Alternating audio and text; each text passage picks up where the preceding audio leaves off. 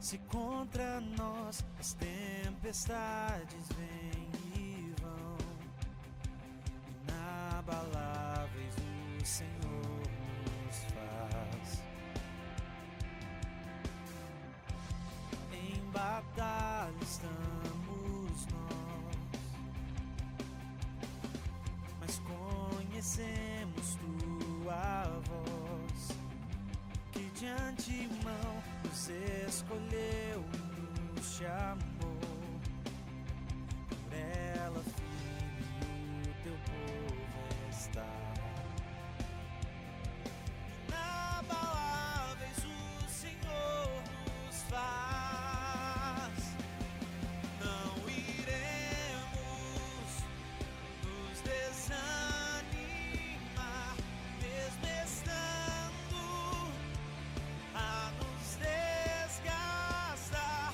Nossos olhos estão no Senhor, nossa força, fonte de todo vigor.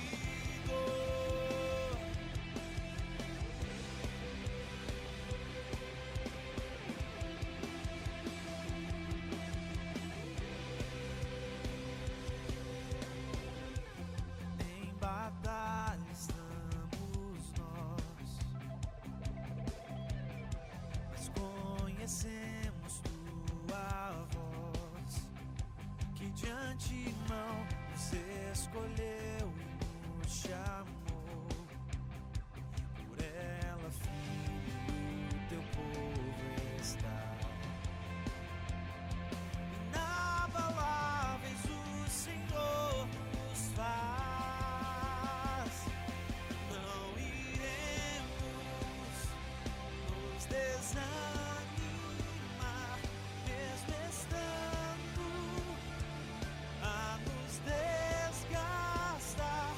Nossos olhos estão no Senhor, nossa força, fonte de todo vigor.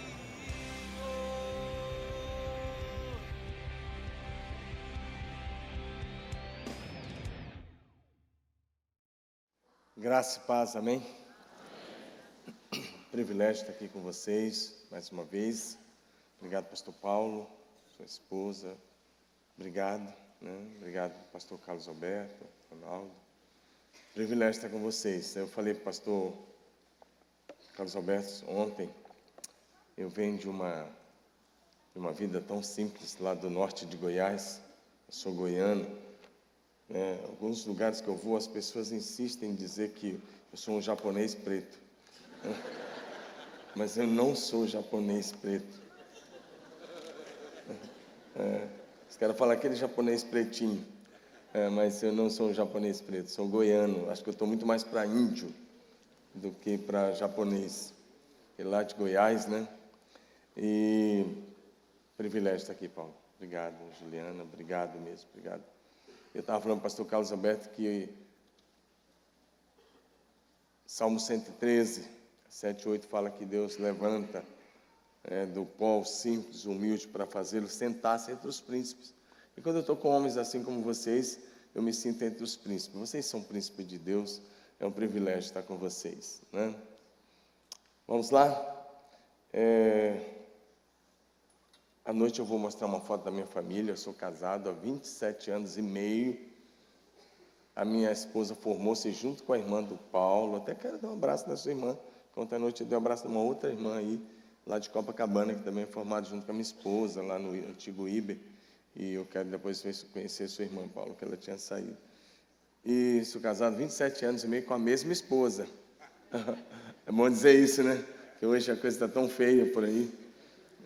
Mas temos 2 filhos, ambos muito envolvidos no ministério, isso é muito importante. Minha filha canta, o noivo é ministro de música, meu filho também é músico, né? Músico, nem você, Ronaldo, e não tem a fama ainda, mas um dia chega lá. E também vai ser pastor, está no mesmo caminho. Estava falando com ele agora há pouco, né? Esse legado que você está deixando, né, Carlos Alberto? demais, né? Pegar esse legado aí e continuar correndo. Eu disse que nesses dias aqui eu quero falar sobre continuidade, na ênfase de continuidade. E eu sei que eu estou diante de líderes tão preciosos, e o Brasil precisa tanto de um avivamento. E eu quero falar uma palavra com você hoje de manhã. Vai abrindo a sua Bíblia em Josué 13. A palavra que vou compartilhar com vocês agora pela manhã, primeiramente estarei pregando para mim. Estou pregando para mim. Porque eu vou falar uma palavra muito séria. O que eu vou pregar hoje de manhã, não precisa ser profeta para saber que nós vamos estar diante de Deus. É uma questão de tempo. E nós vamos ouvir algo dos lábios de Deus.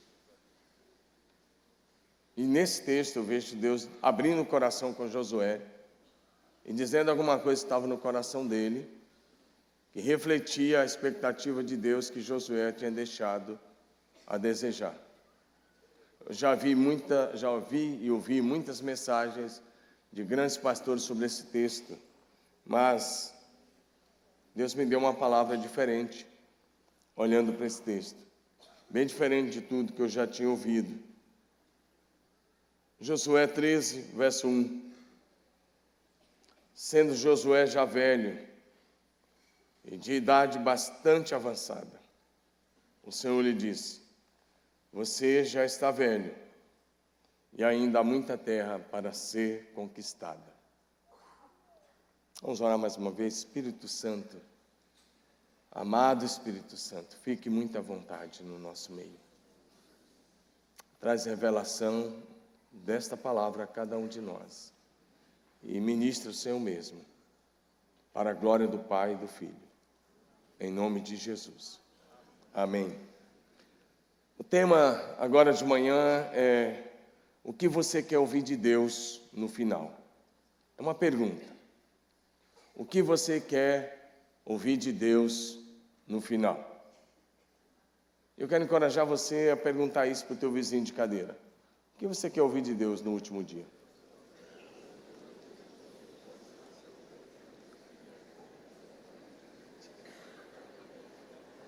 Muito bem, era só a pergunta, vocês já aproveitaram para bater aquele papo aí, né? Então olha para cá agora. A liderança na igreja é algo excelente. Em alguns casos chega a ser fascinante, é maravilhoso. Mas ela traz consigo uma responsabilidade muito grande. Por isso o assunto de hoje é: o que você quer ouvir de Deus no final? E o objetivo dessa palavra agora de manhã não é deixar você em crise. Ao contrário, o objetivo dessa palavra é despertar você para viver um grande avivamento agora na nossa geração.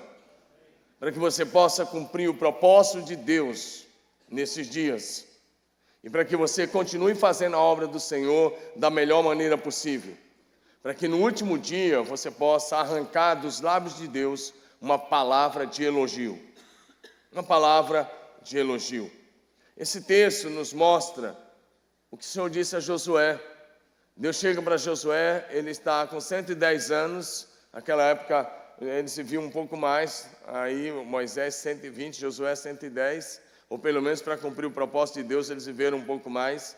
E Deus disse: olha, você está velho e avançado em idade e ficou muita coisa por ser feita. Ficou muita terra por ser conquistada.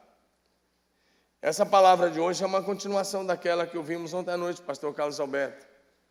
E ele estava pregando, eu estava falando, dentro daquilo que eu tinha preparado. Dentro disso. E quero começar dizendo que como termina é que conta. Melhor do que começar bem é terminar aprovado em Cristo. Melhor do que começar bem é terminar alcançando o elogio de Deus e, por fim, a coroa da vida, ou a coroa da justiça. Paulo sabia dos riscos que nós corremos de não terminar bem. E por isso, escrevendo à igreja de Corinto, capítulo 9, 1 Coríntios 9, de 24 a 27, o grande apóstolo diz o seguinte: não sabeis vós que os que correm no estádio, todos, na verdade, correm, mas um só leva o prêmio. E ele diz: correi de tal maneira que alcanceis. Todo atleta em tudo se domina, aqueles para alcançar uma coroa corruptível, nós, porém, a incorruptível. E Paulo diz: assim corro também eu, não sem meta, não como indeciso, e assim luto, não como desferindo golpes no ar, mas esmurro o meu corpo e o reduzo à escravidão, para que, tendo pregado aos outros, não venha eu mesmo ser desqualificado. O apóstolo Paulo está falando do risco de não terminar bem. Ele diz: eu corro, não como que está correndo sem direção. Ele está dizendo: estou olhando direto para a linha de chegada. Estou olhando direto para aquela faixa que o atleta, quando cruza a linha de chegada, tem que levar no peito. E ele está dizendo: eu estou olhando para lá. E ele diz: eu não sou um lutador indeciso. Agora vem aí as Olimpíadas. E você deve ter acompanhado quantos atletas brasileiros se empenhando, porque tem um processo todo para ser classificado, vem as eliminatórias, e vai. E um dia eu tive o privilégio de conversar com um desses atletas, e eu perguntei, quanto tempo ele treinava por dia? Era um atleta de natação. Ele disse: pastor, eu nado uma média de 7, 8 horas por dia. 7, 8 horas por dia dentro da piscina, fazendo o mesmo movimento, vai e volta. E era um atleta de uma região fria. Eu fiquei pensando, dentro da piscina está aquecido, tudo bem, mas quando sai lá fora está frio. Se eu ficar 7 horas dentro de uma piscina. E ele disse: não, eu estou me esforçando, fazendo de tudo para poder ser classificado, para poder estar entre a equipe principal. Não é fácil. E Paulo está dizendo: corra para que você alcance, para que você termine bem. Esse é o grande desafio da liderança. O grande desafio. Essa palavra de Deus a Josué, na minha ótica, foi uma palavra muito triste. Como eu disse, para mim Deus abriu o coração. E para mim Deus estava triste aqui. Josué foi um grande líder. Um cara que levou o povo a entrar na terra prometida, que viveu grandes milagres, conquistou grandes vitórias. Mas, ao meu ver, Deus abre o coração e mostra que ele falhou. Que ele não fez o que Deus esperava que ele fizesse. E que ele não fez tudo quanto Deus havia ordenado. Por isso volto com a pergunta: como você quer terminar a sua vida como líder em Cristo? O que você quer ouvir de Deus no último dia da sua vida? 2/3 dos homens e mulheres da Bíblia não terminaram bem. Eu não estou dizendo que 2/3 deles foram para o inferno. Eu estou dizendo apenas que 2/3 dos personagens da Bíblia não terminaram bem. E se você quer ler um livrinho sobre isso, tem um livro de um dos líderes do Instituto Haggai, chama Vida e Carreira. E logo no primeiro capítulo ele já trata disso, mostrando que 2/3 dos homens e mulheres mencionados da Bíblia não terminaram bem. Só 1/3 terminou bem. Se só 1/3 dos homens e mulheres da Bíblia terminaram bem, logo eu e você, no exercício da liderança, corremos risco. Aí você pode tomar a decisão se você vai terminar entre os 2/3 que não terminaram bem, ou se você vai fazer de tudo para terminar entre esse 1/3 que terminou bem. E esse é o grande desafio. Em primeiro lugar, então, queria enumerar algumas coisas que nos impedem de terminar bem. Primeira coisa é o que impede. O que nos impede de conquistar o que Deus prometeu? O que nos impede? Eu queria olhar algumas coisas que acabam impedindo a gente de atingir as promessas. Gosto de pensar que Deus nos dá as promessas, mas Ele não dá de mão beijada. Ele diz: eu te dou a promessa, vai lá e conquista. Ele deu a terra, mas Ele disse: agora conquista em cada cidade. Destruam cada povo. Eles tinham que pegar a espada, eles tinham que lutar. A promessa, Deus já tinha dado desde Abraão. Há 600 anos antes de Josué, Deus já tinha dado a terra a Abraão e a sua descendência. Mas agora, quando chega na hora de entrar, Ele disse: agora peguem a espada e conquistem. E é isso que às vezes a gente não entende. Porque às vezes Deus já te deu a cidade, pastor. Deus já deu a cidade para a igreja. Mas Ele diz: igreja, conquiste a cidade. E aí, às vezes a gente está achando que vai vir assim, que Deus vai mandar um anjo, que alguma coisa vai acontecer, e eles vão vir naturalmente. Não vão vir se a igreja não tiver uma ação deliberada de conquistar nessa geração a cidade para Jesus. Então a primeira coisa que eu vejo que nos impede de conquistar nossas cidades, de viver as promessas hoje, na minha visão, a primeira coisa é a desobediência. Pecado da desobediência. E aí pastores como eu e você, líderes preciosos, como você que está aí sentado, como você que nos assiste, olha, corre o risco de cometer o pecado da desobediência. Porque Moisés era um homem fantástico. Talvez o maior líder do Velho Testamento, com toda certeza, foi Moisés. Um cara fantástico, escreveu os 5 primeiros livros da Bíblia. Você pega a Bíblia e você começa a ler aí os 5 primeiros livros, Gênesis, Êxodo, Levítico, Número, Deuteronômio. Você está passando por que esse cara escreveu, porque esse homem recebeu de revelação, frente a frente, face a face com o nosso Deus. Mas um dia, uma atitude de desobediência o deixou de fora da terra prometida. Se você vai para Números capítulo 20, versos de 7 a 12, ele recebeu uma direção de Deus dizendo: fale com a rocha. Fale com a rocha. Mas ele cedeu à pressão. Havia uma pressão muito grande do povo. E ele cede à pressão, ele está pressionado, e ele está chateado com a pressão do povo. E ele vai e bate na rocha. E na mesma hora Deus vem e fala: você me desobedeceu. Você não me glorificou diante do povo. E ele diz: olha, você e Arão tomaram essa atitude. Vocês dois vão... Arão vai morrer primeiro e você vai morrer. Você vai olhar a terra, mas você não vai entrar lá. Eu já fui lá naquele lugar onde dizem que Moisés foi sepultado. Realmente é um monte muito alto. E ele teve uma visão da terra. E ali Deus o sepultou. Uma atitude. Uma atitude. E era o grande Moisés. Amigo de Deus. Alguém que Deus defendia. Alguém que Deus cuidava. Se você olhar uma hora, quando Miriam e Arão falam mal de Moisés, o próprio Deus vem em defesa dele. Mas quando ele teve uma atitude de desobediência, e é isso que eu digo, que a liderança é fascinante, mas tem uma responsabilidade imensa. Uma atitude de desobediência pode nos deixar de fora das promessas de Deus. Pode nos deixar de fora do avivamento, do mover de Deus para esses dias. E Moisés, infelizmente, um grande líder. Um outro homem que eu olho, que uma atitude de desobediência, ele, por uma atitude de desobediência, esse outro rapaz perdeu a vida. Aquele profeta, 1 Reis 13, de 1 a 24, nos fala de um jovem profeta. O reino do norte tinha se desviado, Jeroboão tinha feito aqueles bezerros de ouro e tinha colocado um bezerro de ouro lá em Betel. Então Deus pegou um profeta lá em Judá, um jovem profeta, e diz: vai lá e dá uma palavra profética contra o altar da idolatria de Jeroboão. Deu uma palavra profética contra Jeroboão, e ele foi lá. Só que tinha 3 direções de Deus para ele. 3 direções, não era muito fácil. Não coma nada lá, não tome água lá, e não volte pelo mesmo caminho. Tinha 3 direções para esse jovem profeta. 3 direções. E ele vai lá, e ele dá uma palavra contra o altar, e o altar se fende.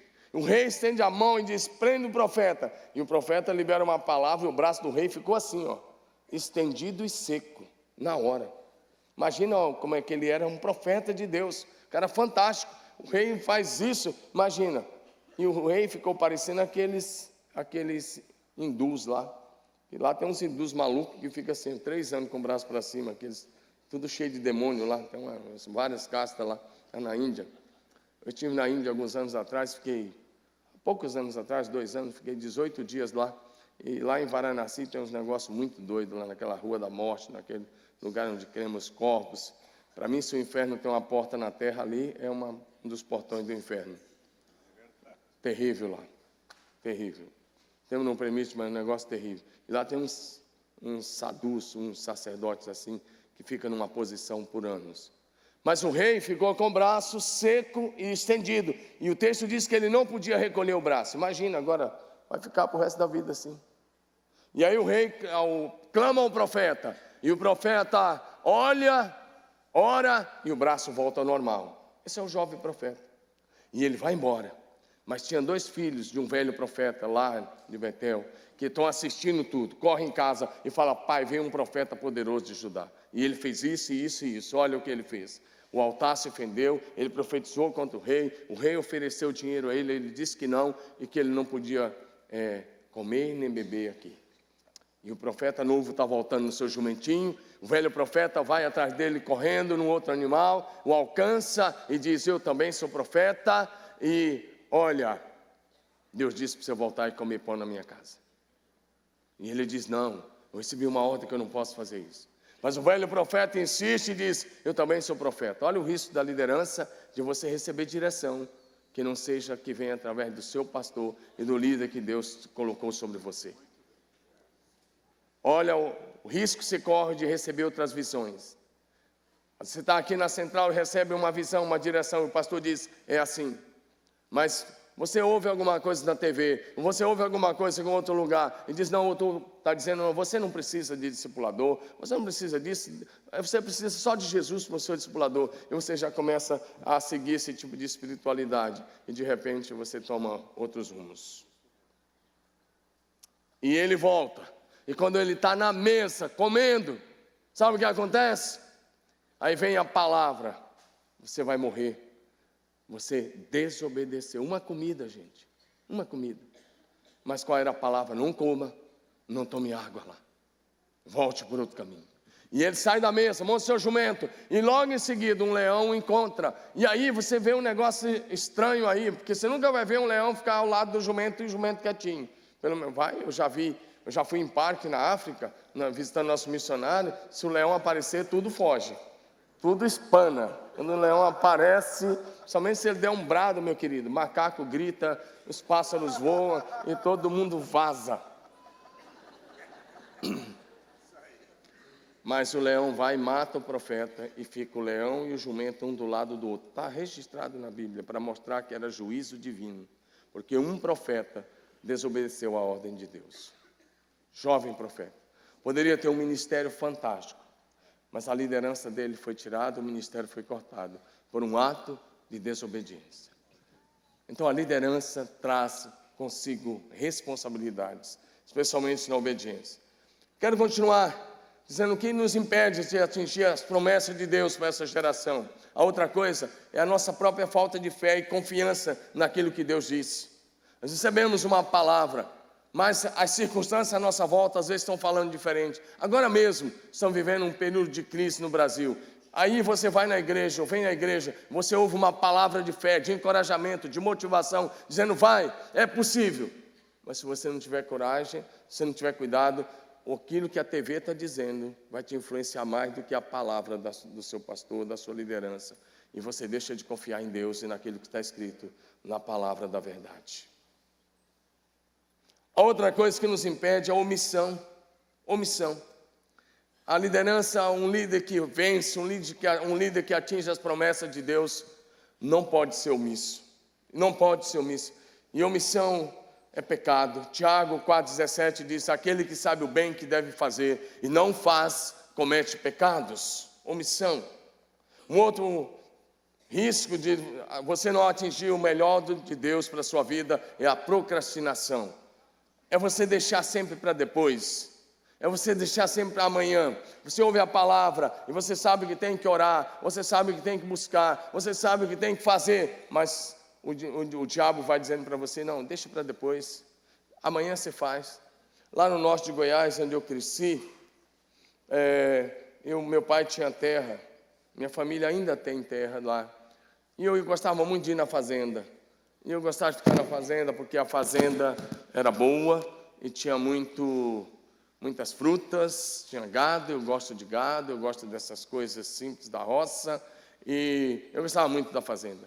Mas à noite tinha um bacural, lá, acho que é bacural o nome desse pássaro, que ele ficava cantando assim: amanhã eu vou, amanhã eu vou, amanhã eu vou, toda noite, o cântico dele dava certinho: amanhã eu vou, só que ele nunca ia.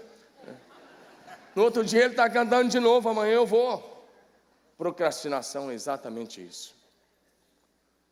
Pastor, você veio de alguns do Nordeste, vários lugares do Brasil. Eu aprendi uma coisa muito séria.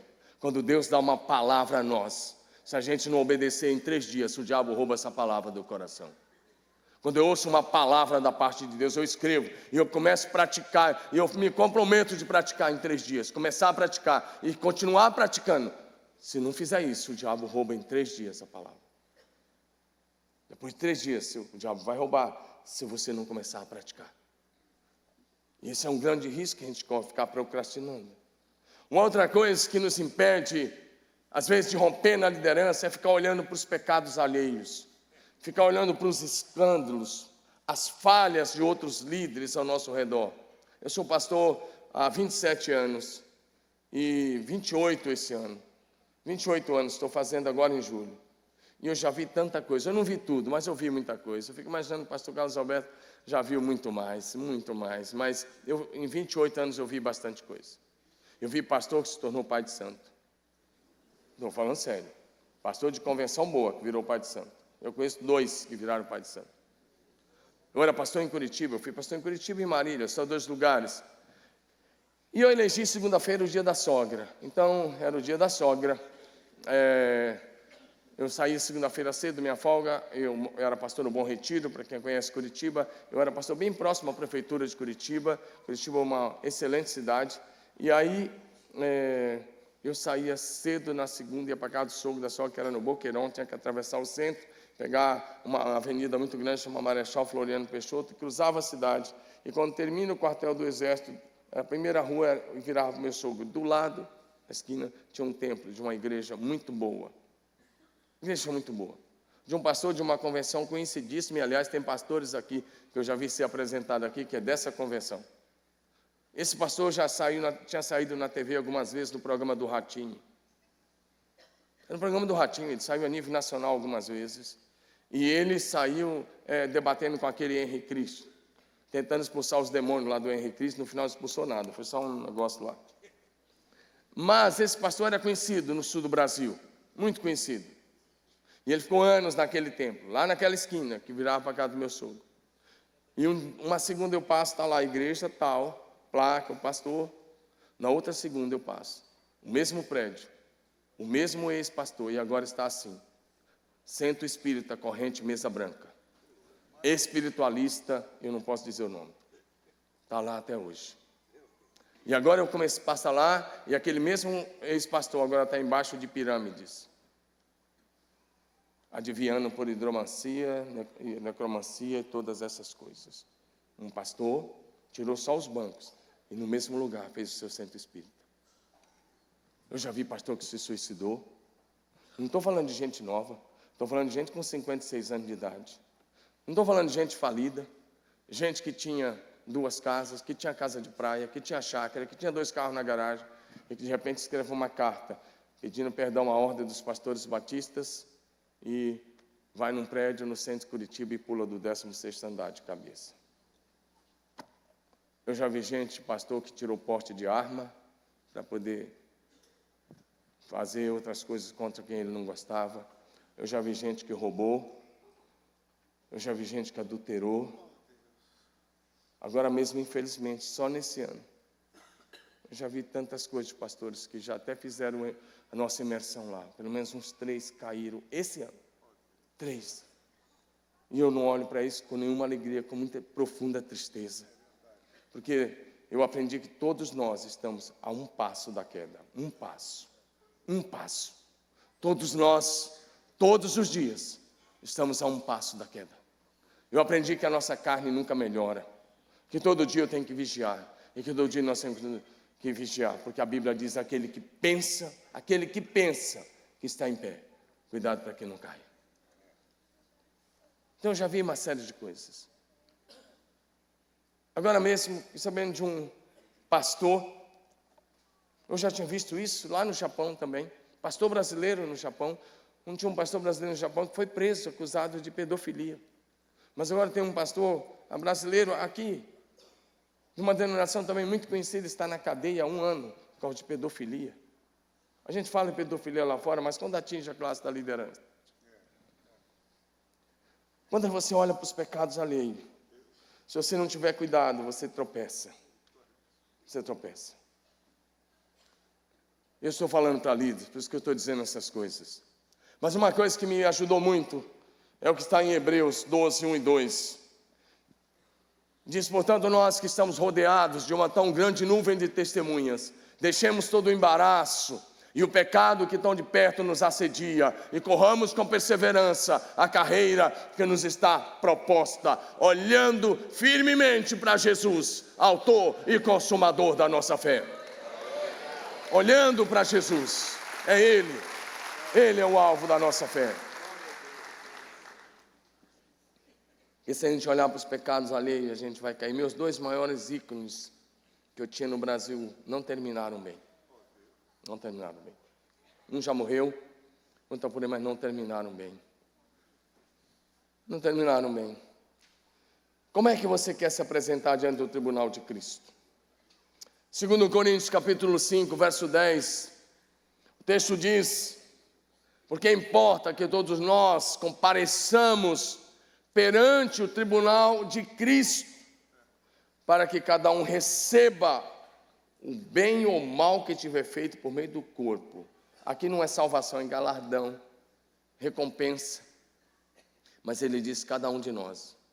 Aquele irmão que fez tudo essas coisas que eu falei, ele vai prestar conta, mas eu também vou prestar conta. Você também vai estar lá. Nós vamos comparecer diante do tribunal de Cristo. E ali tudo que não foi feito como resultado de amor ao Senhor, vai queimar. Vai virar cinza. Não tem o que. Vai virar cinza, madeira, ele disse só vai passar pedra preciosa. O que for feno, madeira, palha, vai virar cinza. O dia vai revelar. Outra coisa que nos impede de atingir o avivamento e as promessas, ao meu ver, são companhias erradas. Pastor anda em companhia errada, às vezes anda.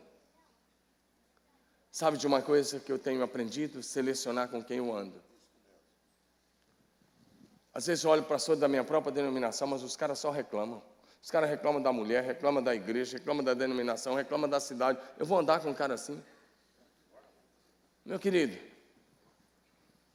se você me apresentar seus amigos, me apresente seus amigos, e eu vou dizer onde você vai estar daqui 5 anos, daqui 10 anos. Eu aprendi que é pastor líder. Presta atenção numa coisa. Jamais pergunte a um perdedor como ganhar. Sabe por que você está aqui? Porque essa aqui é uma igreja de vencedores. Se não fosse uma igreja de vencedores, você não estaria aqui. Por isso você veio aqui, porque essa igreja está rompendo, está conquistando a cidade, está crescendo. Por isso que você deixou a sua cidade e veio até aqui. Porque aqui tem uma equipe de pastores de vencedores. Quer vencer no ministério? Ande com os vencedores. Agora você começa a andar com um pastor perdedor, que reclama do salário, que amaldiçoa o salário, que amaldiçoa a igreja, que amaldiçoa a cidade. Sua cidade talvez não está sendo conquistada, porque você é o primeiro a amaldiçoar a sua cidade, pastor. Eu era pastor em Curitiba, que eu tinha uma cidade de tanto. Eu fiquei lá 7 anos. E eu fui para Marília. E eu cheguei em Marília, é uma cidade pequena. Minha cidade tem 220 mil habitantes, perto de São Paulo. Não é nada. Não dá nem 1% de São Paulo. Acho que dá 1%, né? A grande São Paulo, 20 milhões, 21 milhões de habitantes. E eu estava na cidade com 200 mil pessoas, não tinha nem McDonald's. É verdade, não tinha nem McDonald's, agora tem. Não tinha nada. Aí, por que eu falei isso? Porque minha filha tinha 4 anos, meu filho 2. Aí, minha filha de 4 anos falava, pai, me leva no McDonald's. 5 anos, me leva no McDonald's. 6 anos, me leva. Filho, não tem McDonald's aqui, filha. Não tinha nem shopping. Até hoje o shopping ainda é pequeno, né? Eu sou do interior, então é diferente. E eu comecei a pensar, nossa, que cidade quente. Eu tinha me adaptado ao frio, mas era tão quente. Meu filho colocava sangue do nariz todo dia, à noite, sangue saía do nariz. Eu falava, não vou me adaptar nesse negócio, é quente demais. E eu comecei eu mesmo reclamar da cidade. E um dia eu fui orar, estou lá orando, e o Espírito falou, Domingos, você está em pecado. Eu falei, como é que é? Você está em pecado. Você está reclamando da cidade. Você está reclamando que a igreja é tradicional demais, e era, não podia nem bater palma, de tão tradicional que era o negócio. E aí eu falei, puxa, Senhor, Ele falou, pede perdão em público. E eu fui domingo à noite, peguei o microfone e falei, Deus disse que eu estou em pecado, porque primeiro eu não estou amando vocês como deveria amar. E segundo, eu não estou amando a cidade como deveria amar. Eu reclamei até porque não tinha McDonald's.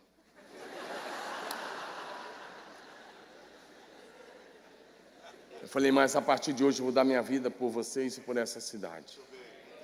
Eu pedi perdão no microfone, domingo à noite. E Deus mudou tudo. Hoje é uma cidade próxima, uma cidade boa, abençoada por Deus, maravilhosa. E está sendo cheia da glória do Senhor, como as águas cobrem o mar. E logo, logo teremos uma célula em cada rua, em cada beco, em cada quarteirão. E tem McDonald's. Eu não como no McDonald's, só falei isso por causa dos meus filhos. Mas 1 Coríntios, capítulo 15, verso 33, diz, as más companhias corrompem os bons costumes. Outra coisa que impede um líder de atingir as promessas é se envolver com negócios que te levam para fora da missão que Deus te confiou. Paulo escreve a Timóteo, 2 Timóteo 2,4, e ele diz, nenhum soldado em serviço se envolve com o negócio dessa vida, a fim de agradar aquele que alistou para a guerra. Você quer vencer como líder, não se envolva com o negócio que te leve para fora. Pecado da cobiça, pecado da idolatria, da imoralidade sexual, de colocar o Senhor à prova e murmuração. Esses 5 pecados relacionados em 1 Coríntios 10, de 6 a 10, mataram 1 milhão de pessoas durante 40 anos no deserto. Cerca de 1 milhão de pessoas morreram no deserto durante 40 anos por causa do pecado da cobiça, da idolatria, da imoralidade sexual, de colocar o Senhor à prova e o pecado da murmuração. São esses 5 pecados que impedem os líderes de atingir avivamento. Porque você começa a cobiçar algumas coisas, seu coração muda o foco, e você perde o foco da visão. Perdeu o foco da visão. Filipenses 3, 13 e 14, o grande apóstolo Paulo escreve o seguinte, irmãos, contaminam ou julgo ao vê-lo alcançado, mas uma coisa faço, esquecendo-me das coisas que para trás ficaram e avançando para que estão adiante de mim, prossigo para o alvo, para o prêmio da soberana vocação de Deus em Cristo Jesus. Paulo diz, esquecendo-me. Ele diz, eu estou focado. Amém, amados? Amém. Líderes que vencem, presta atenção nessa.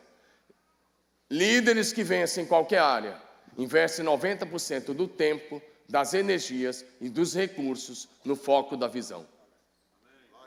90% do tempo, das energias e dos recursos no foco da visão. O grande problema de pastores que não vencem é porque gastam 90% das energias e dos recursos e do tempo naquilo que é periférico. E dá apenas 10% no foco. E aí, quando você faz isso, pastorzão, você vira um bombeirão, apagando incêndio, do casal que brigou do outro lado, e você corre a semana toda apagando incêndio, e chega no domingo, você está cansado, você andou em círculo, e você não está no foco. Começa a gastar 90% do seu tempo, dos recursos, das energias, no foco da visão. Investe nisso, e só 10% naquele que é periférico. Você vai ver o que vai acontecer com a tua igreja. E a mesma coisa, líder de célula. Amém, amados? Uma outra coisa que eu quero enumerar ainda, que impede a gente, é valorizar o cansaço. Valorizar o cansaço. E aí eu me lembro de Esaú. Esaú, irmão de Jacó, ele está caçando, e ele chega de uma caçada. E aí o Jacó está fazendo aquele guisado de um prato de lentilhas, e lentilha é até bom, mas eu prefiro feijão carioquinha do que lentilha. Mas ele está fazendo aquele negócio lá de lentilha, e está cheirando, ele deve ter colocado talvez um sazon, alguma coisa lá, e ele está cheirando o negócio, e aí ele pede, e o Jacó espertão diz, vende para mim primeiro o seu direito de primogenitura. Jura primeiro, e ele jura. E ele abre mão por um prato de lentilhas. Isso está em Gênesis 25, de 29 a 34. Mas o que me chama a atenção é Hebreus 12, 16. Porque Hebreus 12, 16 tem uma palavra dura sobre Esaú. Lá diz assim, ninguém seja imoral ou profano como Esaú, que por um prato de lentilhas vendeu seu direito de primogenitura. A Bíblia vai chamá-lo no Novo Testamento de imoral e profano, porque ele valorizou o cansaço. Quando ele olha para Jacó, ele diz: estou a ponto de morrer, de que me vale? De que me adianta o direito de primogenitura? Valorizou o cansaço. Olha aqui, querido. Pastor que dorme até tarde, sua igreja nunca vai viver o avivamento. Pastor que quer avivamento nesses dias, tem que colocar um relógio no estômago, e tem que levantar cedo, orar muito, trabalhar muito e dormir pouco. Porque se você não fizer isso, esquece avivamento. Você vai só contar a história dos avivamentos dos outros. Você vai ver a história passar, você vai assistir a história dos outros. Pastor que dorme até 10 horas da manhã e acorda 9, 10 horas, aí, afinal de contas, está cheio de pastor nesse país fazendo isso, e fala: não, aí vai tomar aquele café de pijama ainda, vai na padaria pegar o pão, depois tomar aquele café, aí lá para 1 da tarde almoça, aí tem que tirar uma cesta, porque afinal de contas ninguém é de ferro mesmo, e aí sobra o quê? Meu querido, nossos pastores lá em Marília, de verdade, minha equipe pastoral toda, eles oram no mínimo 3 horas por dia. Eles levantam 15 para as 5, 4:30 da manhã, 15 para as 5, eles estão em pé, orando. Nós temos redes de oração que cobrem o dia todo, 24 horas por dia. Nós temos reunião de oração todos os dias, 6:30 da manhã, todos os dias à tarde. Vigília de oração toda sexta. Toda sexta. O pessoal está lá, está lá. Nossos adolescentes oram mais do que a maioria dos pastores no Brasil. Porque meus adolescentes oram 2h30, 3 horas, 4 horas. Você pode ir lá e eu te permito entrevistar qualquer adolescente da igreja. Você vai ficar talvez envergonhado com quantos que eles oram. Eles oram. Por que eles oram? Porque eles viram os pastores orando. Os pastores são um exemplo. Agora eu quero voltar para Josué e dizer, para mim, um dos graves problemas que eu encontro aqui nesse texto, se você olhar os versículos do capítulo 12, mostra a terra que foi conquistada. E todo o restante do capítulo 13 descreve a terra que deixou de ser conquistada. Porque o que Deus tinha para Israel era da divisa do Egito até a divisa do Iraque hoje. Israel conquistou no máximo 1/3 da terra. Vamos voltar para Josué. Vamos voltar para Josué. Para mim, um grave problema é chegar ao final da vida, olhar para trás e dizer: poderia ter sido diferente. Poderia ter feito mais. E eu creio que é assim que muitos pastores chegam ao final da vida. É assim que muitos líderes chegam, olham para trás e falam: eu poderia ter tido um casamento melhor. Poderia ter dado mais tempo aos filhos. Eu poderia ter tido um ministério maior. Poderia ter feito isso. Poderia, mas não dá mais. Agora não dá mais. Para mim, a maior de todas as frustrações é chegar no final da vida e ouvir o que Josué ouviu. Grande líder que ele foi, grande homem de Deus. Mas para mim, Josué cometeu apenas 2 erros. Um que eu disse ontem: ele não formou um sucessor. Ele não formou um discípulo que deu continuidade, como Moisés havia feito com ele durante 40 anos. Eu preguei isso ontem para vocês. E o segundo erro dele está aqui. Ele não conquistou o que Deus disse para ele conquistar. Para mim, eu vou dizer o que Deus está dizendo. Vamos voltar ao versículo. O versículo é: você está velho, avançada idade, e ainda há muita terra para ser conquistada. E os outros versículos vão dizer o que deixou de ser conquistado. Vou dizer para você o que Deus está dizendo a Josué. Na minha ótica, Deus está dizendo a Josué assim: Josué, eu esperava mais de você. Josué, eu esperava que você conquistasse a terra toda que eu prometi a Abraão, Isaque, Jacó e a sua descendência. Josué, eu esperava que você produzisse mais frutos. Josué, você deixou a desejar. Josué, você não fez o que eu ordenei que você fizesse. E pior, você falhou e agora é tarde demais. O que Deus está dizendo também é, em resumo, Deus está dizendo a Josué assim: o seu tempo acabou e você não completou a missão que eu te confiei. Você não completou a tarefa. O que você quer ouvir de Deus no final? Ao meu ver, Deus só tem duas maneiras de dizer coisas para a gente. Uma é isso que ele disse a Josué. Por isso eu estou pregando essa palavra com temor e tremor. Porque dentro de algum tempo eu vou estar lá. Eu não quero ouvir Deus olhar para mim e falar: Domingos, eu esperava mais de você. Amado, deixa eu te falar uma coisa muito séria. Quando Jesus te escolheu com uma expectativa. João 15:16, ele diz: não foram vocês que me escolheram, fui eu que escolhi vocês, e escolhi para que vocês produzam muitos frutos, frutos eternos. Há uma expectativa no coração de Jesus, há uma expectativa quando Ele te separou, quando Ele te levantou como líder, há uma expectativa de que você produza muito fruto, muitos frutos. E quando a gente não produz, a gente frustra essa expectativa. A consequência do erro de Josué foi que a nação nunca mais conquistou a terra prometida. Nunca mais. Aliás, a terra foi reduzida. Se for Israel hoje, é um país minúsculo, bem menor ainda do que o que Josué conquistou. Bem menor. Nunca mais conquistou. Erros de líderes, às vezes, são irreparáveis. Há uma expectativa. Jesus disse: Pai seja convosco, João 20:21. Assim como o Pai me enviou, eu também vos envio. Ele dizendo: eu quero que vocês façam o que eu fiz. Uma das coisas que Deus está dizendo, ao meu ver, é: presta contas da tua administração. Lucas 16:2. Um dia Ele vai chegar para mim, para você, e vai dizer: presta conta da sua administração, você não pode mais continuar nela. Foi o que Ele disse para Josué: presta contas. Você não fez o que eu esperava. Segundo lugar, quero dizer a você que as promessas de Deus nunca falham. Todas as boas palavras do Senhor, Josué 21:45 diz: nenhuma promessa falhou de todas as boas palavras que o Senhor falara à casa de Israel, tudo se cumpriu. As promessas de Deus se cumprem. A questão é: elas podem se cumprir comigo ou com você, ou pode não se cumprir. Elas podem não se cumprir na nossa vida, se a gente não tomar posse delas, e se a gente não partir para a conquista. Se não conquistarmos as promessas, será sempre por falha nossa. Deus jamais falhou e jamais falhará. Ele é fiel e a sua palavra é inteiramente confiável. Como diz o seu pastor, as promessas de Deus se cumprem no detalhe da vírgula.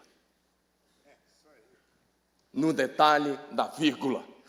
Mateus 5:17-18, Jesus diz: não pense que eu vim revogar a lei e os profetas. Eu não vim revogar, vim para cumprir. Porque em verdade vos digo, até que o céu e a terra passem, nenhum i ou um tio passará da lei até que tudo se cumpra. Diga comigo: as promessas do Senhor se cumprem no detalhe da vírgula.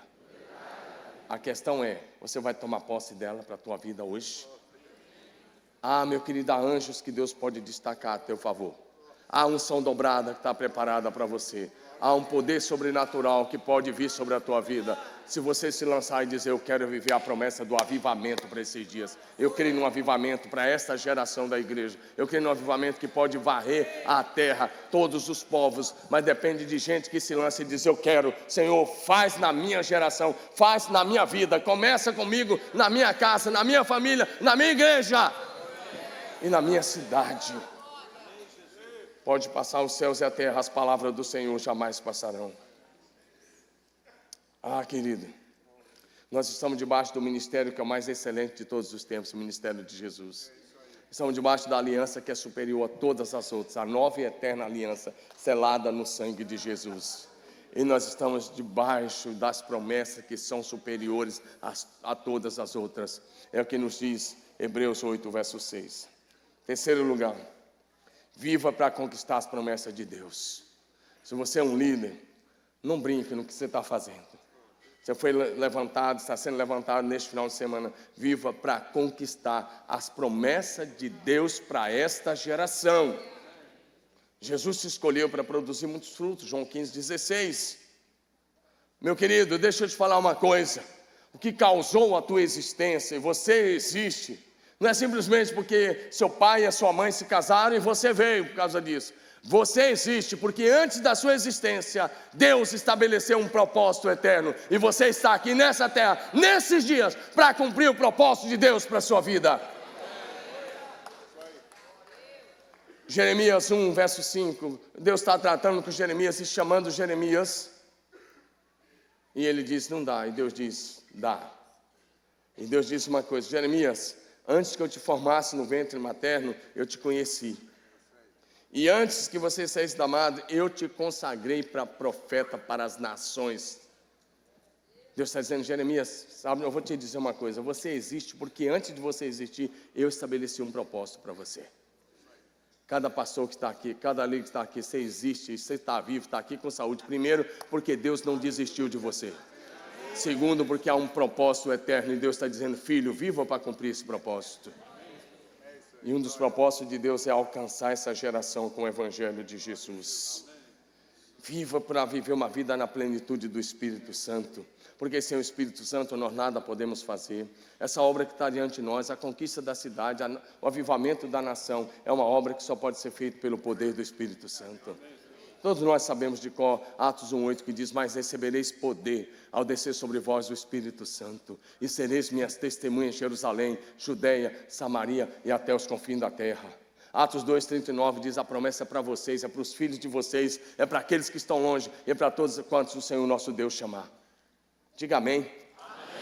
Diga, a promessa de um avivamento é para mim hoje.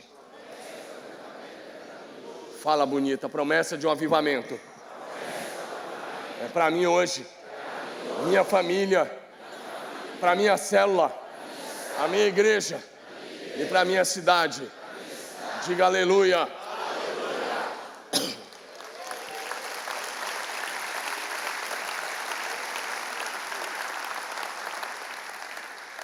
Temos o alvo de conquistar lá em Marília a cidade para Jesus. Nosso alvo é colocar uma célula poderosa em cada quarteirão, de cada rua, de cada bairro. E nós estamos chegando lá.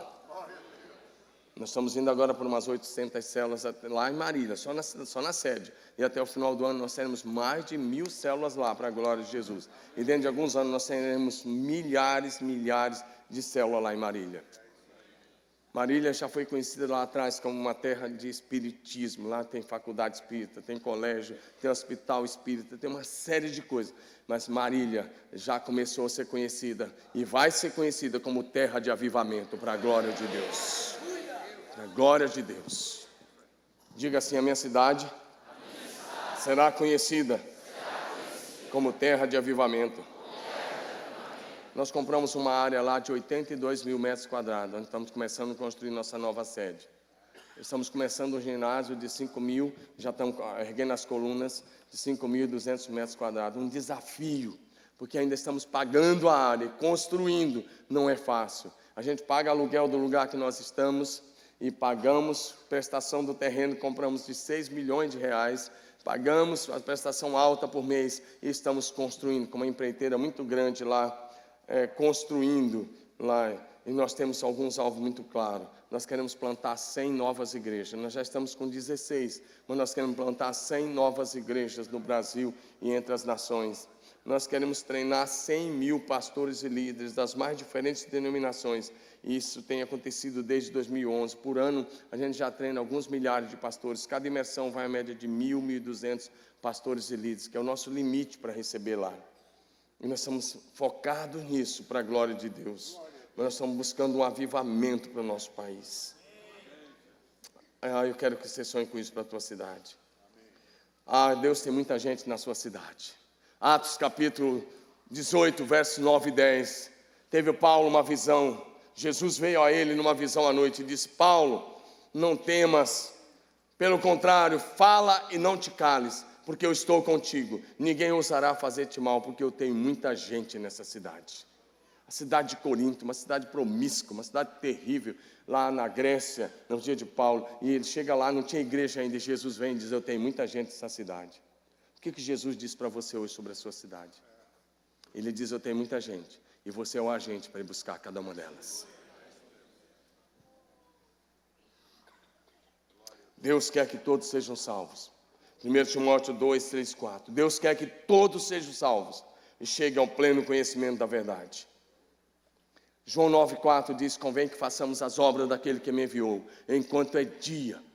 A noite vem quando ninguém pode mais trabalhar. Meu querido, sabe quando é que chega a noite? É quando você fecha os olhos e não vai mais poder abrir. Todos os dias está morrendo gente no nosso redor. Só temos uma vida para viver. Olha para você. Daqui um pouquinho tem intervalo. Passa no banheiro e olha no espelho. Dá uma olhada nos teus cabelos, aqueles que ainda têm. Dá uma olhada na careca. Dá uma olhada nas ruguinhas no canto do olho. A vida vai passando, querido. Porque o que eu estou tentando dizer, eu brinquei, é verdade. Mas o que eu estou tentando dizer é: se você quer viver um avivamento, tem que ser agora ou nunca. Para de procrastinar. Para de deixar a oração para depois. Para de deixar discipulado para depois. Para de deixar as coisas para depois. Faz aquilo que foi colocado na tua mão para fazer conforme as tuas forças. Diz Eclesiastes, capítulo 9, verso 10. Em último lugar, para a gente concluir. Qual é a maneira correta de terminar? Qual é a maneira correta de terminar? Quem sou eu para dizer isso? Mas eu não terminei. Eu estou longe de terminar ainda. Mas eu já estou olhando para lá. Eu já enxergo a faixa da chegada. Eu já estou enxergando lá na frente. Eu quero apenas, eu disse ontem para os pastores, eu quero apenas uma coisa: terminar aprovado em Cristo. Não tem outra coisa. Não tem outro alvo. Apenas terminar aprovado. Mas qual é a maneira correta? Primeiro, a maneira correta de terminar para mim é como Jesus. Ele é o nosso exemplo de quem terminou bem. Aos 33 anos ele olha para o Pai, João 17,4, e diz: eu te glorifiquei na terra, completando a tarefa que o Senhor me confiou para fazer.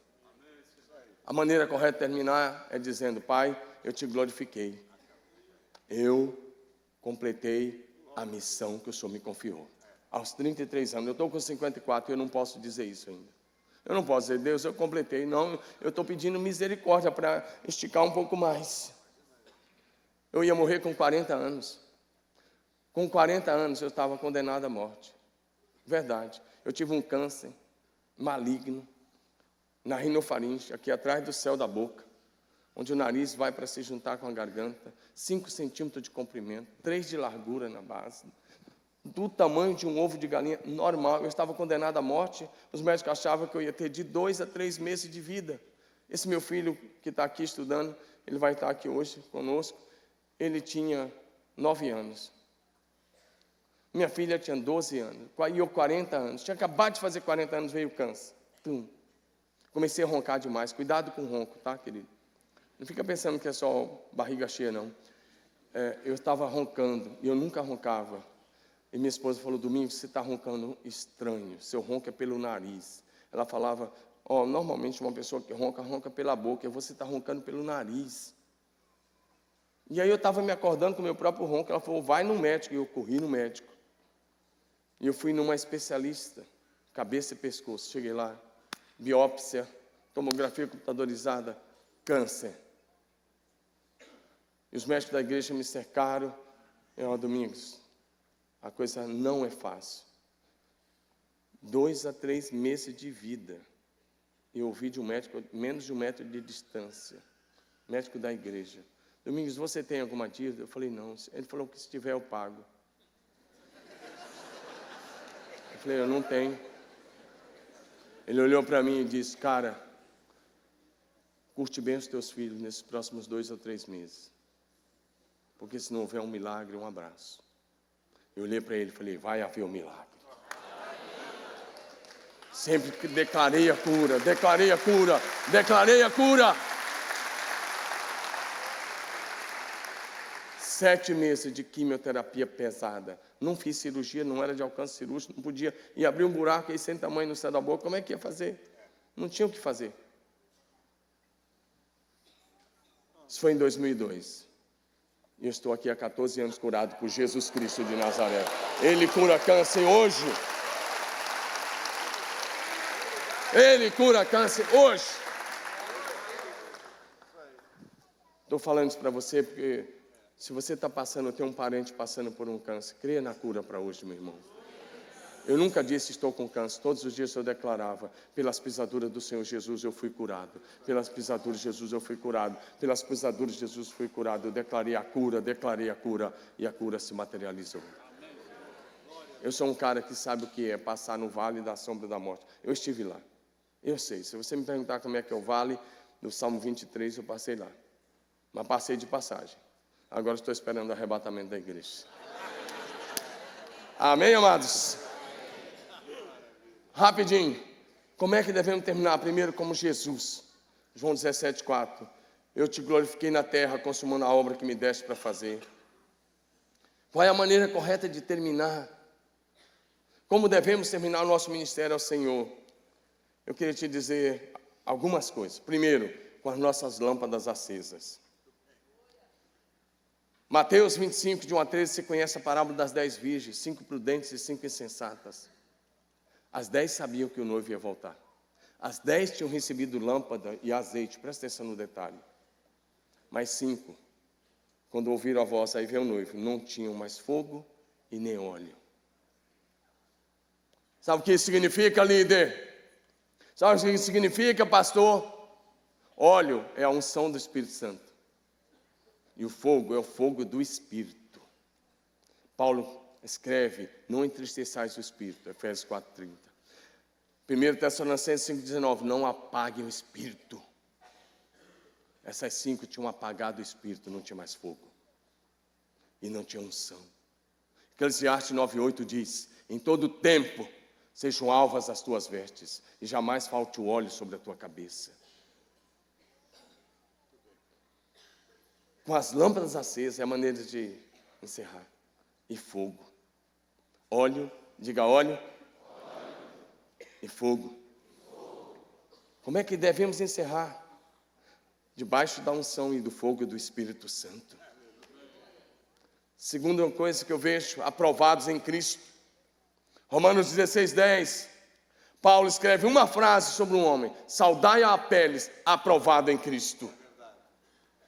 Se no último dia, ou se lá na sua lápide, alguém escrever fulano de tal, aprovado em Cristo, essa é a maior biografia que um líder pode receber. A maior biografia. Fulano de tal, aprovado em Cristo. Mais uma coisa, como é que devemos terminar tendo cumprido o propósito de Deus para a nossa geração? Atos 13:36 diz: tendo Davi servido a sua própria geração, conforme o propósito de Deus, morreu, adormeceu. Ele cumpriu o propósito. Como é que devemos encerrar tendo cumprido o propósito? Fico pensando que muitos de nós vamos chegar lá e Deus fala: filho, já? Você nem cumpriu o propósito, está fazendo aqui. Davi cumpriu o propósito. Por último, maneira de encerrar, é como Paulo, o velho apóstolo, diz assim, 2 Timóteo 4:7-8, combati o bom combate. Completei a carreira, guardei a fé. E desde agora a coroa da justiça me está reservada, a qual o Senhor reto juiz me dará naquele dia. E não somente a mim, mas a todos quantos esperam a sua vinda. E por último, o que Jesus quer dizer a você no último dia? Preste bem atenção nessa. O que Jesus quer dizer a você e a mim no último dia? Para Josué ele teve que dizer: você está velho, seus dias acabaram, ficou muita coisa por ser feita, você não conquistou tudo. Você não completou a missão. Mas não é isso que ele quer dizer para você, para mim no último dia. Sabe o que ele quer dizer para mim? Só duas coisas eu vejo no Novo Testamento. Jesus quer dizer duas coisas. E não fica aí pensando que ele vai dizer para líder que não trabalha. As duas coisas só para gente que trabalha. Só para líder que desenvolve. Mateus 25, 21 a 23. Na prestação de conta daqueles que receberam 2 talentos, que recebeu 5 e que recebeu 1. Aí tem uma coisa bem séria. O que recebeu 5 chega e fala: eu granjeei, multipliquei, né? A linguagem nossa é multipliquei. Então aqui 10 talentos. E o que ele ouve? Servo bom e fiel. É isso que ele quer dizer. O alvo de Jesus para o último dia é dizer: servo bom e fiel. Sobre o pouco foste fiel, sobre o muito te colocarei. Entra no gozo do teu Senhor. O que recebe 2 ouve a mesma coisa, servo bom e fiel. Sobre o pouco foste fiel, sobre muitos colocarei, entra. Mas o que recebeu 1 e enterrou, o cara que não trabalhou e que não multiplicou a célula, que não multiplicou, vou trazer para a célula, né? Não multiplicou a célula. O cara que não multiplicou, presta bem atenção, o cara que não multiplicou os talentos, está escrito assim, servo mau e negligente, lançai o servo mau nas trevas exteriores, ali haverá pranto e ranger de dentes. Que lugar é esse? O inferno. A música do inferno é pranto e ranger de dentes. É a única música do inferno. O que você quer ouvir no último dia? Tem 2 coisas aí, servo bom ou servo mau. Está aí, meu querido. E só vai ouvir servo bom quem multiplica o que recebe de Deus. Eu estou trazendo para a célula, porque muitos de vocês estão sendo levantados neste fim de semana como líder de célula. Então multiplica o que Deus está colocando nas suas mãos. E você ouvirá servo bom e fiel. Você decide o final dessa história. Por último, eu creio que Jesus quer dizer assim: venha bendito do meu Pai, entre de posse do reino que te foi preparado desde a fundação do mundo. Mateus 25, 34, então dirá o rei aos que estiverem à sua direita, vinde benditos de meu Pai, entre de posse do reino que está preparado. Para mim, Jesus quer dizer só isso, servo bom e fiel, sobre o pouco foste fiel, sobre o muito te colocarei, entra. O reino foi preparado desde a fundação do mundo, é para vocês, benditos do meu Pai. Não fique pensando que Jesus vai dizer isso para engraçadinho, igrejeiro, religioso, porque Ele não vai dizer isso. Ele vai dizer para quem multiplica aquilo que é colocado nas mãos dele. Servo bom e fiel. Entra no reino que foi preparado desde a fundação do mundo. Agora eu te compartilhei essa história olhando para Josué, para te dizer uma coisa. Você vai decidir o final da tua vida. Agora, você começa a decidir como vai ser o final da tua vida. Você decide. Eu preguei essa palavra para dizer a você, você decide o que você vai ouvir. A Globo tinha um programa muitos anos atrás chamado Você Decide. O enredo ia acontecendo e as pessoas se ligando e diziam o final. Pois bem, isso que eu te preguei, a única pessoa que pode decidir o que você vai ouvir de Deus é você, não são os outros, é você. Com as tuas atitudes você pode dizer, eu quero ouvir, no final, vinde bendito meu Pai. Entra de posse do reino. Ou você fica na inércia, no marasmo, e vai ouvir servo mau e preguiçoso. Ou vai ouvir no último dia, pastorzão, o que ele disse a Josué.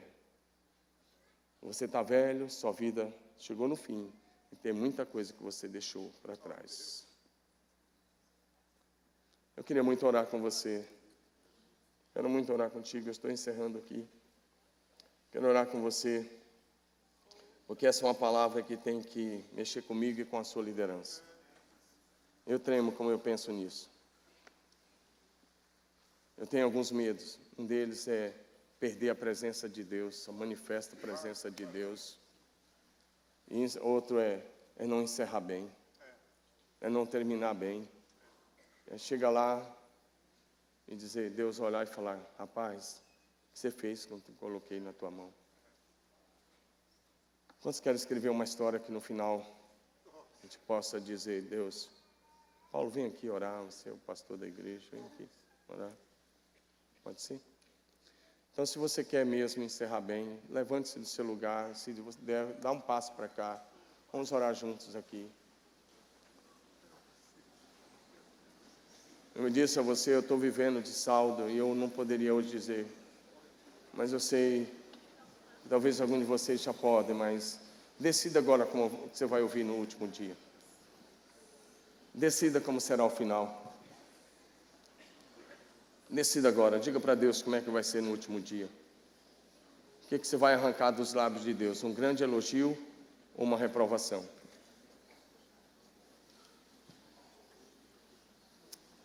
Vamos nos colocar diante de Deus. É um privilégio ser líder no reino de Deus, mas traz uma responsabilidade muito grande.